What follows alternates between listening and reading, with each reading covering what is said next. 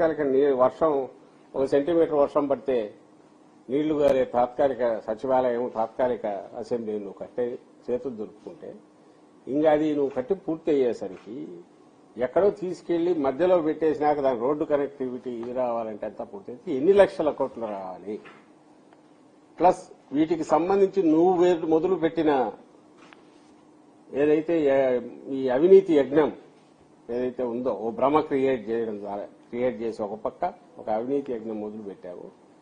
దానికి రాష్ట్రం సమిధ కావాలన్నా, రాష్ట్ర ప్రజలు సమిధలు కావాలన్నా? కాబట్టి ప్రాగ్మాటిక్ గా ఆచరణాత్మకంగా ఏం చేయొచ్చనే ఉద్దేశంతో వైఎస్ఆర్సీ ప్రభుత్వం మా హయాంలో జగన్మోహన్ రెడ్డి గారు ఇది ఉంచుతూనే డీసెంట్రలైజ్డ్ ఇది పోవాలనేది ఏదైతే రాష్ట్ర ప్రజల ఆకాంక్ష ఉందో అటు రాయలసీమ వైపు కానీ ఇటు ఉత్తరాంధ్ర వైపు కానీ ఉందో అన్నింటినీ ప్రతిబింబిస్తూ ఆ రోజు నిర్ణయం చేసుకుని అందులో అమరావతి కూడా ఒక పార్ట్. అమరావతి ఒక పార్ట్ అందులో ఆ మూడిట్లో.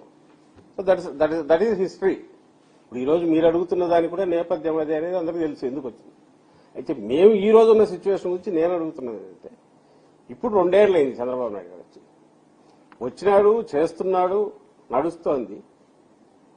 ఎవరు ఆయన చేస్తుంటే అడ్డం పడినారు. పోనీ ఏం చేశాడు ఈ 2 ఏళ్లలో? ఇదైతే చూడాలిగా.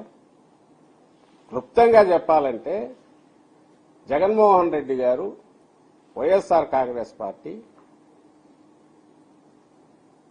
ఎన్ని లక్షల కోట్లు అయితే ఇది పూర్తవుతుందో తెలియని ఊహాజనితమైన చంద్రబాబు నాయుడు గారి ప్లాన్ ఏదైతే ఉందో దానికి పెట్టిన అమరావతికి వ్యతిరేకం.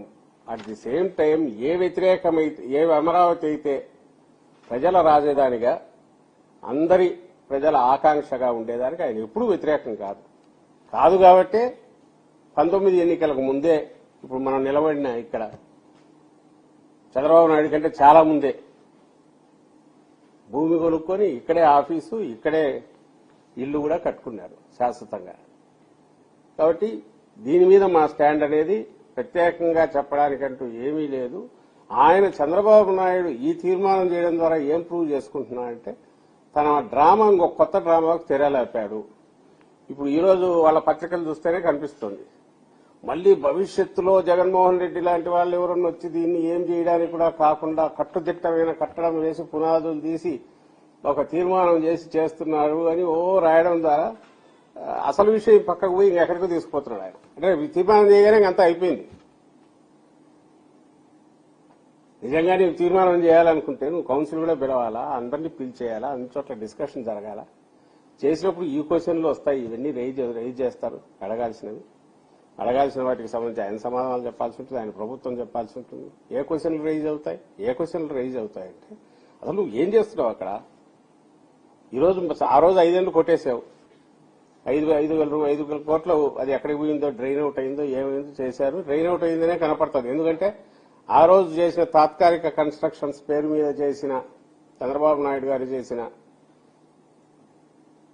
నిర్మాణాలు అయితే పూర్తి చేసిన నిర్మాణాలు అయితే ఉన్నాయో వాటిని 3,500 పైచిలుకు రూపాయల ఎస్టిమేట్ తో మొదలై పూర్తి బిల్లులు పే చేసినవి చూస్తే ఎస్ఎఫ్టీకి అంటే 3,500 రూపాయలు ఎస్ఎఫ్టీకి కాస్ట్ అనుకుంటే రఫ్లీ పూర్తి అయ్యేసరికి ఎంత అయిందా పేమెంట్లను బట్టి చూస్తే అంటే 19,000 పైచిలుకు అయింది. 19,000 రూపాయల పైన పర్ ఎస్ఎఫ్టీ.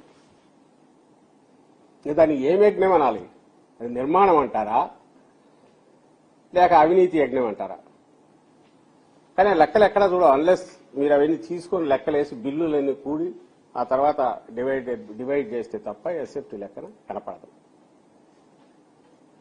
సో 14-19 మధ్య ఆయన దేనిగా చూశారో అప్పట్లో ఆయన మోడీ గారి మాటల్లో చెప్పాలంటే పోలవరం ఆయనకు ఏటీఎం అంటే పోలవరం ఏటీఎం అయితే ఇది ఏటీఎం అనాలో దీన్ని ఏమనాలో తెలియదు. ఇది ఎలాంటి ఫిక్స్డ్ డిపాజిట్ అనాలో పర్మనెంట్ ఈయన దోపిడీకి మార్గం చూపే ఒక దాన్ని కామధేను అనాలా ఏమనాలో మరి తెలియదు ఎవరికి. చంద్రబాబు నాయుడు ఇట్లా చేయి జాపితే ఇట్లా వచ్చేటట్టు కోర్టు వచ్చేటట్టు ఉండే సాధనం కింద ఆయన అమరావతిని ట్రీట్ చేశాడంటే ఆ రోజు ఎగ్జాంపుల్లోనే కనపడుతుంది.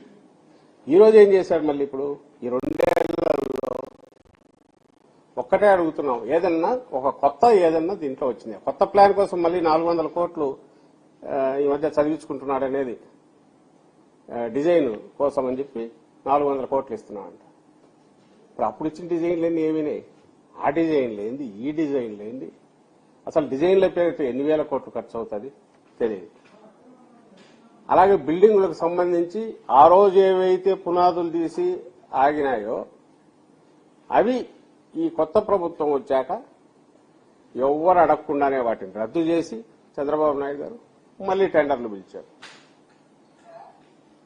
పిలిచి ప్రతి టెండర్ కూడా 5% సీలింగ్ కాబట్టి, ఎందుకంటే 5% పైన వేస్తే టెండర్ క్యాన్సిల్ అయ్యి మళ్లీ పిలవాలి కాబట్టి 4.85% ఎక్సెస్ తో మళ్లీ వాళ్లే టెండర్.